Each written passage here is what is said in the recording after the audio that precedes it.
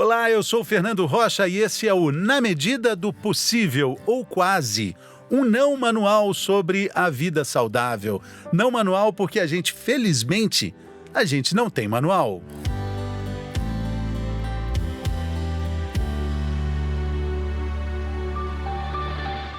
Nesse mês de março, mais exatamente na semana passada, dia 4 de março, foi comemorado o Dia Mundial da Obesidade. O mês inteiro para a gente pensar sobre isso.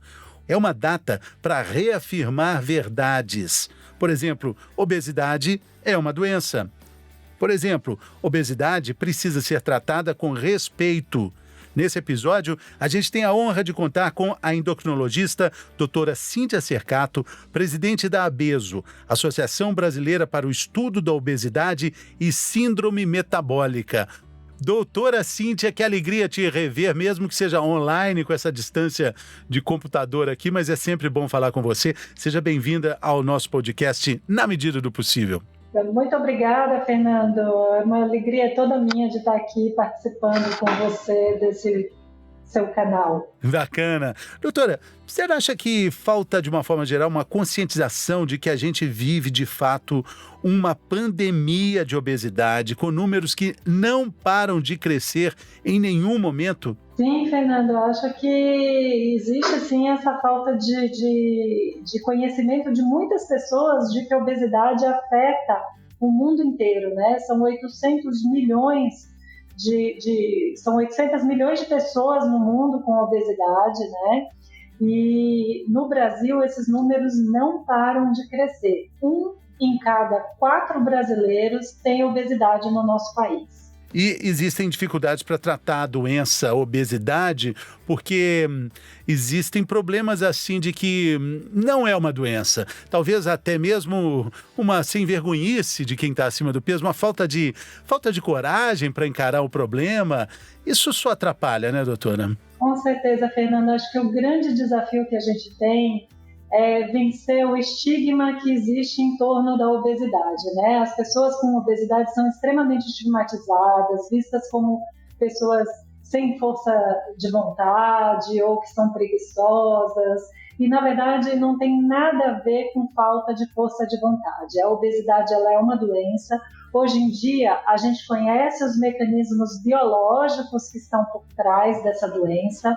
A gente sabe da importância da genética, a gente sabe da importância de alterações neuroquímicas que existem, sabe, Fernando? A gente tem hoje muito claro que uma região chamada hipotálamo no nosso cérebro, que regula a fome, a saciedade, ela é alterada em pessoas com obesidade, né? Então existe realmente uma biologia por trás. E que fatores ambientais influenciam diretamente essa biologia, né? Então a gente precisa respeitar as pessoas com obesidade, entender que não é culpa delas a presença, né, da obesidade. E a gente também precisa saber um pouco mais sobre síndrome metabólica, o diagnóstico desse problema. Eu acho que também falta divulgação sobre isso, né? A síndrome metabólica, o que é? Nada mais é do que uma pessoa que tem aquele acúmulo de gordura na região do abdômen, né? Então a gordura principalmente na região abdominal, associada a outros fatores de risco, como pressão alta, alteração na glicemia ou alteração nos níveis de triglicérides, de gordura no sangue, né? Então, quando você tem essa associação de gordura na barriga e mais esses outros fatores metabólicos, a gente diz que a pessoa ela tem síndrome metabólica. E por que é importante a gente diferenciar, né? A obesidade é uma doença muito heterogênea. Existem pessoas, por exemplo, que não têm nenhuma alteração metabólica. Por outro lado, essas pessoas com obesidade abdominal têm essas alterações, né? São as pessoas que têm maior risco cardiovascular, maior risco de ter um infarto, de ter um derrame, enfim, de ter consequências aí bem sérias desse excesso de peso. Como é que é o diagnóstico da síndrome metabólica? A partir de exames clínicos? A gente faz o diagnóstico a partir da medida da circunferência abdominal, né? A gente mede a cintura, né? E se você tem esse aumento de cintura mais 2 dos seguintes fatores, né? Pressão alta, ou alteração dos níveis de açúcar no sangue, então se você tem pré-diabetes, ou se você é diabético, ou se você tem alterações nos níveis de triglicérides ou redução do colesterol bom, que é o HDL. Então, se você tiver, por exemplo, esse aumento da circunferência da cintura, no caso das mulheres, acima de 80 centímetros, e no caso dos homens, acima de 94 centímetros, e mais 2 desses outros fatores, a gente pode dizer que essa pessoa, sim, ela tem síndrome metabólica. Eu vi nesse período assim de comemorações, não comemorações, mas de referências ao mês de março, né?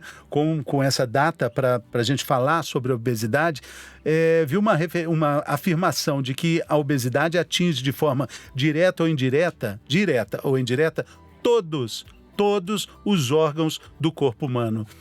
Parece muito forte, mas se a gente analisar, é bem factível, né, doutora? Isso mesmo, né? A obesidade, ela pode afetar, não quer dizer que uma pessoa que tem excesso de peso, ela vai ter todas as alterações, né? Mas a obesidade, ela pode prejudicar o funcionamento de diversos sistemas, né? Então, desde função cognitiva, alteração de memória, apneia do sono, que é aquela pessoa, né, que ronca bastante, tem aqueles períodos de apneia durante o sono, hipertensão, osteoartrose e até mesmo alterações imunológicas, né? Hoje em dia é muito claro que a obesidade ela afeta a imunidade e que pessoas que têm excesso de peso têm mais infecções por vírus, por bactérias, estão assim mais propensas, inclusive, a ter pneumonia. Aí fica muito claro a associação nefasta que existe, né, do Covid com a obesidade, né, doutora? Os números ao redor do mundo mostram cada vez mais isso, né? Exatamente. É o encontro de 2 pandemias, Fernando. Um encontro muito assustador da pandemia da Covid com a pandemia da obesidade.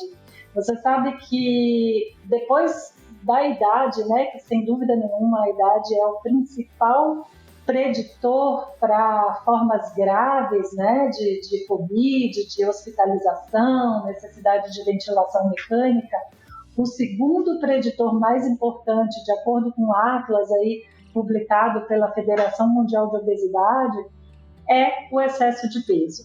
Né? E eles conseguiram mostrar claramente que os países que têm mais que 50% de prevalência de excesso de peso são os países com os maiores índices de mortalidade por Covid. E aí a gente tem que pensar, né? E o Brasil, como é que está nessa situação?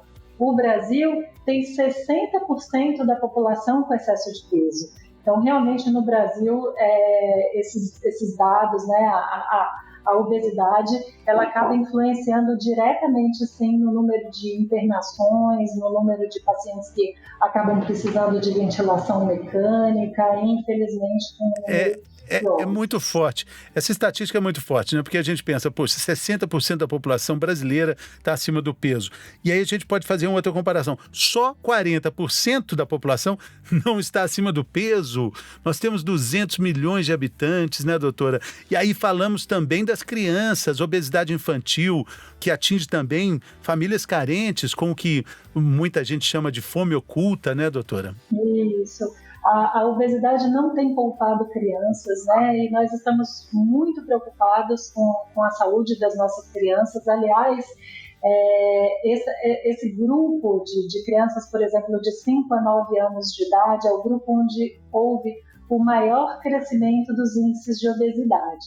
Sabe, Fernando, 1 a cada 3 crianças com 5 a 9 anos, ela está obesa no nosso país. Isso daí significa o quê? Que essas crianças provavelmente se tornarão adultos obesos, né? E o pior, a gente tem visto na nossa prática clínica doenças que antes eram doenças que a gente só via no adulto, a gente está vendo crianças adoecerem, crianças terem hipertensão, crianças terem diabetes do tipo 2, crianças terem gordura no fígado.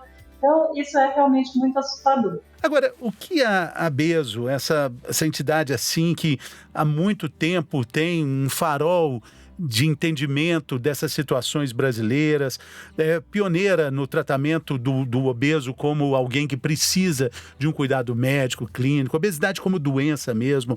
Agora, o que é preciso ser feito quando a gente fala de obesidade infantil, quando a gente fala da falta de educação que eu falo assim, falta de conhecimento dos pais para que entendam uma alimentação, não vou nem falar de saudável, nem de melhor ou pior, mas do que é realmente danoso e que é barato, que tem rótulos que falam de coisas assim absurdas. Onde é que começa esse trabalho?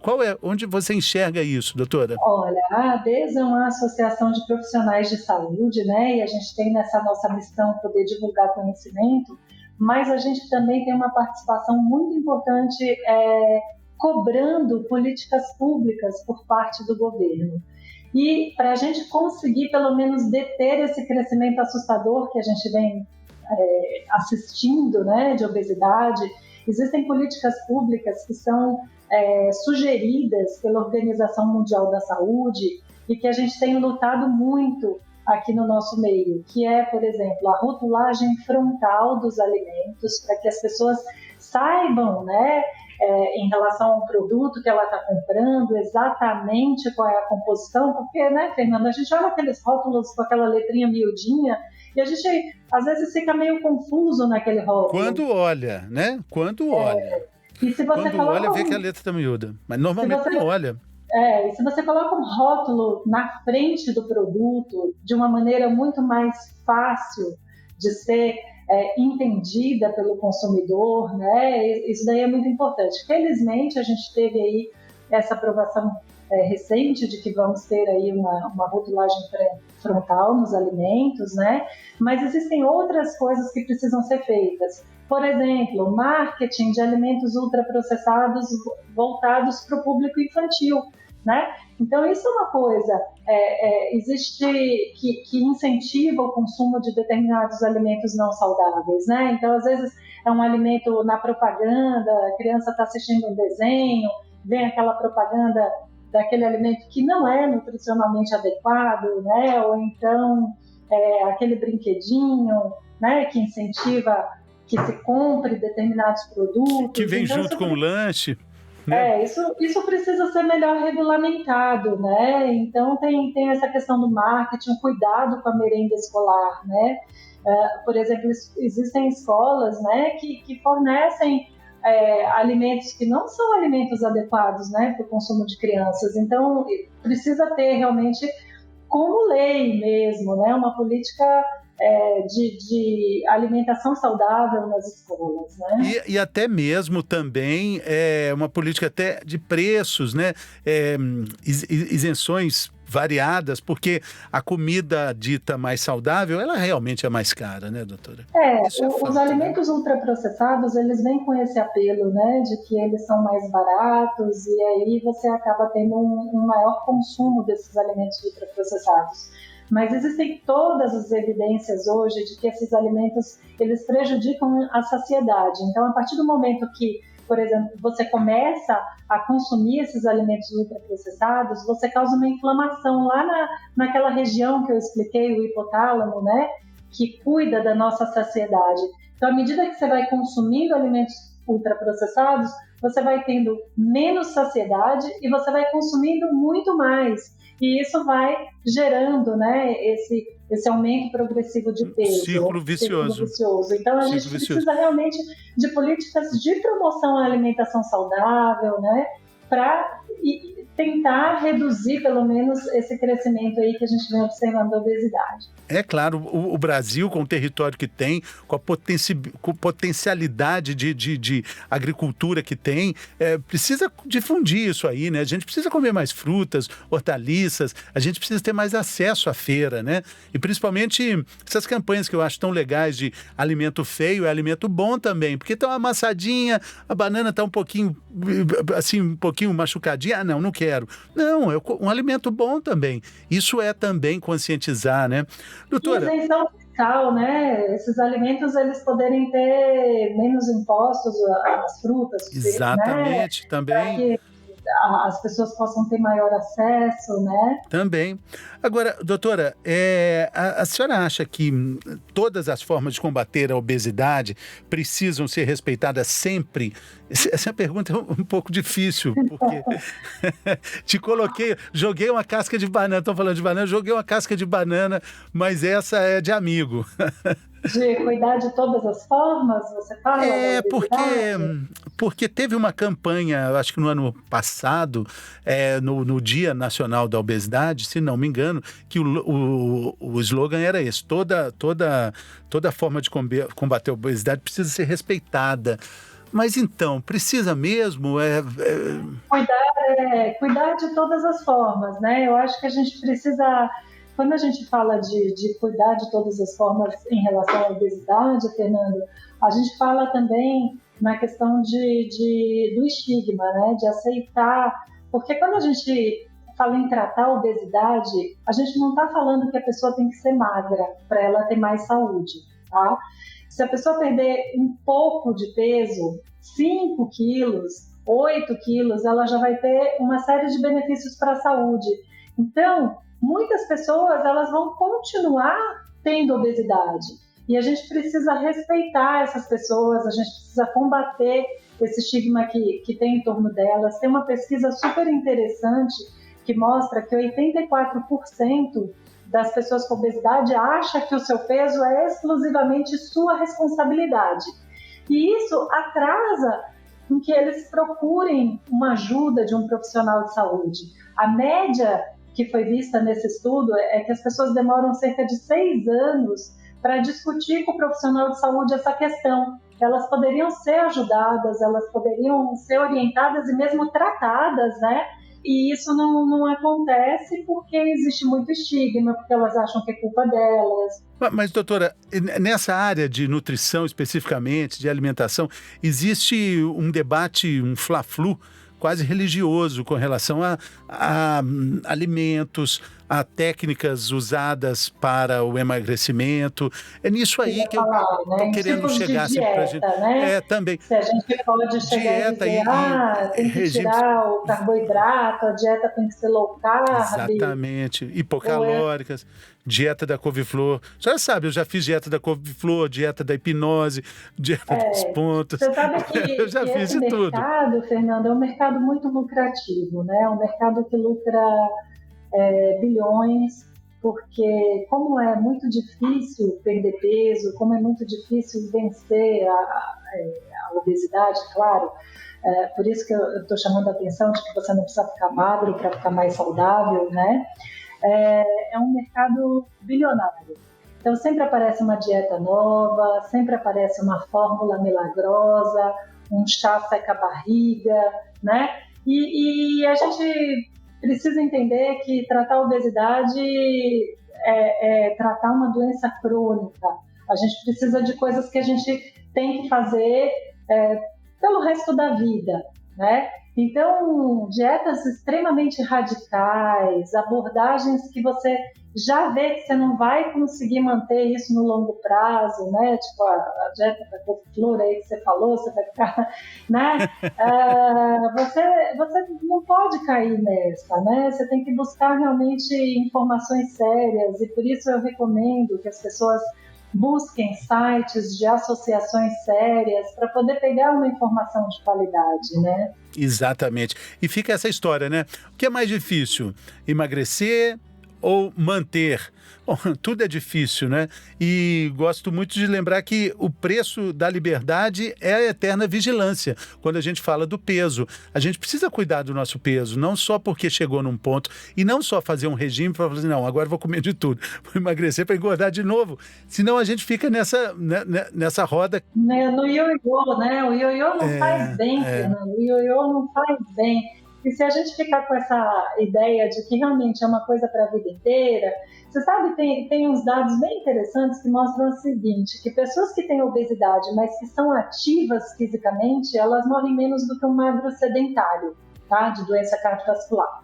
Então você vê que tudo bem, você tem uma doença, você tem uma obesidade, mas você é ativo fisicamente, você está fazendo um bem danado para a sua saúde. Você está reduzindo o seu consumo de ultraprocessados? Você está fazendo um bem danado para a sua saúde? Você está aumentando o consumo de frutas? Tá? Então, acho que não é importante a gente só ficar focando naquele número na balança, né? A gente tem que ter hábitos saudáveis para realmente ter uma saúde mais adequada, né? Dormir bem.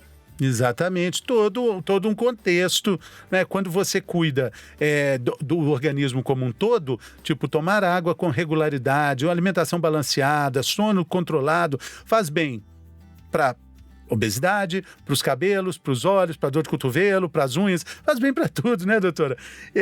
Eu acho que também ouvir esse podcast faz parte também dos cuidados diários, frequentes que a gente deve ter com a saúde, porque ouvir a doutora Cíndia Cercato é sempre muito bom. Doutora, queria te agradecer aqui o seu empenho aqui conosco, sua gentileza, sua generosidade, um grande abraço, sucesso para a Abeso. Sou fã demais, desde sempre, dessa grande associação que ajuda tantas pessoas desde muito tempo, né? Isso aí, Fernando, muito obrigada, viu, por abrir esse espaço para a gente. A Abeso está aí, a Abeso que foi fundada há 35 anos pelo nosso saudoso Alfredo Halper, né? Então, realmente, aí seguindo a missão que ele trilhou, né? Então, é muito gratificante continuar esse trabalho. É muito bacana. Doutor Alfredo está feliz lá, está feliz com o Palmeiras, está feliz com os rumos da Abeso. Poderia ter ficado mais feliz com o Palmeiras no Mundial, mas ele está feliz com a Libertadores, com certeza. Doutora, muito obrigado. Obrigada.